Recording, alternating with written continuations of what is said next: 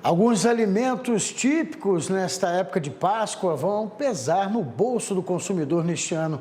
Para citar dois itens como exemplos, a batata inglesa e o azeite tiveram alta superior a 30%.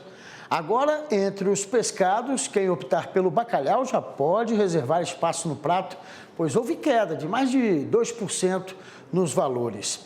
É bom lembrar que o melhor é se antecipar, já que a tendência é o comerciante aumentar o preço quando chega mais perto do feriado e sempre pesquisar antes de comprar. Vamos saber mais dessas variações com o Instituto Brasileiro de Economia. Quem fala com a gente é André Braz, economista da FGV Ibre. Olá, boa tarde, seja bem-vindo. Ok, muito obrigado, boa tarde. Zé, né, André? É bom já a gente ficar atento, já com aquela planilhazinha nos supermercados, porque houve umas variações aí em certos alimentos que são ali, que compõem o prato nessa época de Páscoa, né? Exatamente, o El Niño, ele diminuiu bastante, né, contribuiu, né, para uma redução na oferta de alguns alimentos, né. O verão, normalmente, é um período em que alguns alimentos in natura diminuem a qualidade, né, você tem uma disponibilidade menor, e o El Niño agravou, então, essa situação do verão, fazendo com que alguns produtos ainda reduzissem mais, né, a sua disponibilidade ao público. E uma oferta menor não pode ter outra coisa do que aumento de preços, né? Então a batata é um desses exemplos. A boa notícia é que essa alta de preços ela tem data para terminar. A gente já está no outono, essa é uma estação um pouco mais amena para esses alimentos in natura, a oferta deve aumentar e o preço dela gradualmente deve começar a cair, devolvendo esse aumento acumulado nos últimos meses, né? Agora, o azeite é mais difícil, porque depende de uma safra dos países produtores, né? Espanha, Portugal, Grécia, passaram aí por dificuldades climáticas, diminuindo a oferta, né, do azeite no mercado internacional. Então isso deve demorar um pouco a se normalizar aqui dentro. Mas essa parte in natura deve ter um bom comportamento. Já o pescado não subiu muito de preço, acompanhando a tendência das outras proteínas, né, do frango e também da carne bovina. Agora tem que ter cuidado na véspera do feriado de Páscoa, porque é uma situação em que é uma ocasião em que as famílias procuram, né, o pescado fresco e aí o preço pode subir rapidamente. É, né? Muito se fala do bacalhau, né? Mas ele até que teve uma queda um pouco menor, mas enfim, diminuiu. Agora, se escolher ali a tilápia ou o salmão, é por isso que é bom que a pesquisa, né? Porque houve também variação nesses tipos de pescado, né? O pescado é o produto, né, que a família vai desembolsar mais, né? Mesmo nesse contexto de aumento pequeno nos preços ou até ausência de aumento de preços para alguns produtos, no caso do bacalhau e do pescado, é onde a família desembolsa mais dinheiro, gasta mais.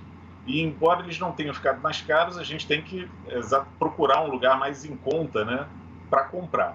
Agora, o pescado, a dica é comprar com um pouquinho de antecedência, principalmente o pescado fresco, que se deixar para a última hora, pela lei da oferta e da procura, como vai ter muita gente disposta a comprar o produto, o preço dele deve subir muito. Então, tendo esse cuidado de guardar o produto fresco, é claro, para ele não estragar, o conselho é comprar com um pouco de antecedência, né? Já o bacalhau não, o bacalhau ele não subiu de preço, é um peixe já preparado, né? Você pode comprá-lo sem a necessidade de usá-lo imediatamente, o preço dele não subiu, mas como ele também é um item, né, que vira prato principal nessa ocasião, é bom também comprar com um pouco de antecedência, não deixando para a última hora, que é onde a gente pode ter uma surpresa desagradável. Pois é, eu olhei a tabela que vocês acabaram publicando, né, dessa pesquisa no site da FGV. Eu achei interessante porque a tilápia teve um aumento significativo, né? Quase, vamos botar aí, 12,5%, né? Isso realmente acaba deixando o consumidor um pouco mais assustado na hora de ir no supermercado. Mas o camarão, eu achei que não subiu tanto e talvez pode ser uma alternativa, né? Pois é, a tilápia é um peixe popular, tem um nível de preços mais baixo, né? Já o camarão, tradicionalmente, é mais caro. Então a família tem que pesar bem, né? Não é porque o produto ficou mais barato que ele também pode ser a melhor opção. Depende do nível de preço deles, né? Então a tilápia, como é popular, acaba sendo uma boa opção para muitas famílias, mesmo com esse aumento aí de aproximadamente 12,5%, exatamente porque o preço dela permite, né, que o produto entre em vários orçamentos, né? Mas a pesquisa de preços é essencial porque é a melhor arma para o consumidor nessa ocasião. Agora, outro detalhe, André, eu também fiquei abismado com o valor dos ovos de galinha, né? Houve um aumento e isso também compõe o prato nessa época, né? Acabou tendo um aumento aí. Isso devido ao quê?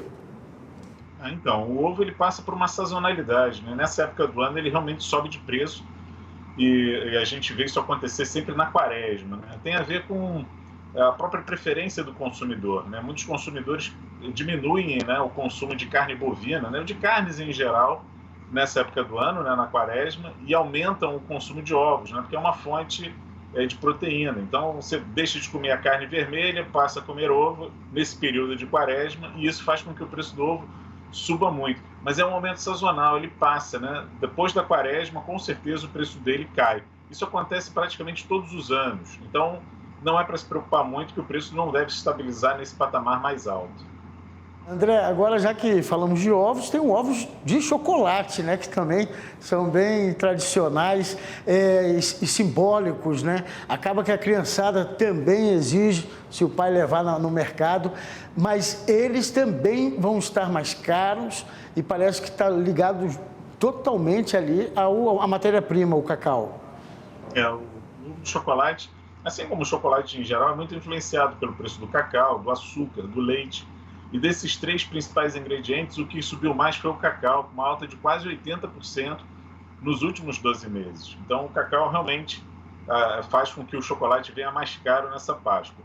É claro que a indústria não absorveu todo esse aumento de 80%, porque ele veio subindo gradualmente, e a indústria, claro, ela se prepara antes, comprou um pouco antes dessa alta mais forte, mas com certeza algum aumento a indústria pagou, e isso influencia o preço que a gente vê hoje na gôndola, né? Agora, se a gente optar pelo chocolate tradicional, né, do dia a dia, esse não subiu tanto de preço e pode ser uma boa saída para quem não ligar muito para essa questão da Páscoa, né? Agora, para criança não tem jeito, a saída é pesquisar na internet, onde você pode encontrar um ovo, enfim, de boa qualidade, né, a um bom preço.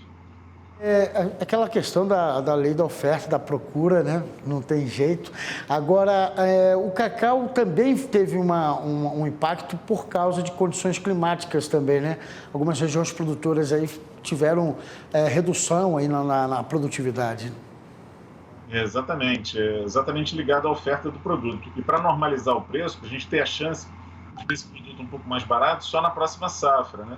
Então leva alguns meses antes disso deixar de ser um desafio para a indústria, disso deixar de pressionar o preço do chocolate. Por enquanto, a gente vai ver o produto ficando cada vez mais caro na gôndola. Interessante que, embora, né, tendo aí uma baixa na colheita, a importação do cacau também ficou bem evidente na pesquisa de vocês, né?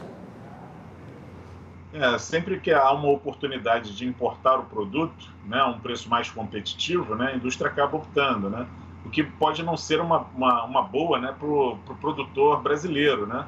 Isso é sempre um grande desafio, né, vários setores acabam passando por dificuldades exatamente porque a gente, às vezes, consegue o produto mais barato lá fora, né. Isso faz parte das leis de mercado. Só que a gente tem que pensar também em quem trabalha aqui no Brasil, que gera emprego, renda, precisa de uma remuneração justa. Então, algumas políticas de preço não ajudam muito o desenvolvimento da agricultura nacional. André, é isso que a gente tem que estar sempre ressaltando, né? Dar valor ao nosso produto, ao produto nacional. E nesse caso aqui, talvez isso tenha animado a indústria, porque aí acabou, parece que na pesquisa vocês observaram que algumas marcas, inclusive, já estão com uma produção até mais aumentada, devido talvez até essa remessa vindo de fora, né? Então, o mercado de trabalho aqui no Brasil melhorou bastante, né? Então, havendo uma melhora no mercado de trabalho, né, geração de emprego e renda, né, isso também amplia, né, o consumo, né, de todos os itens, né? Então, nessa ocasião, o ovo de Páscoa acaba se beneficiando desse aquecimento, né? Tivemos o crescimento da nossa economia no ano passado, tem previsão de crescimento menor esse ano, mas ainda assim é crescimento. o mercado de trabalho está indo bem, então isso também ajuda a movimentar a indústria de vários segmentos. Inclusive, André Braz, vamos ter uma boa Páscoa, sem dúvida nenhuma. Como você disse, pesquisem bastante consumidor, que vocês vão encontrar os produtos mais em conta, que cabem aí no seu orçamento. André Braz, muito obrigado, então, por trazer esses números, essa análise de como estão os preços aí dos alimentos tradicionais da Páscoa. Uma boa Páscoa para você também, uma boa semana. Para todos nós, ótima semana. Um abraço.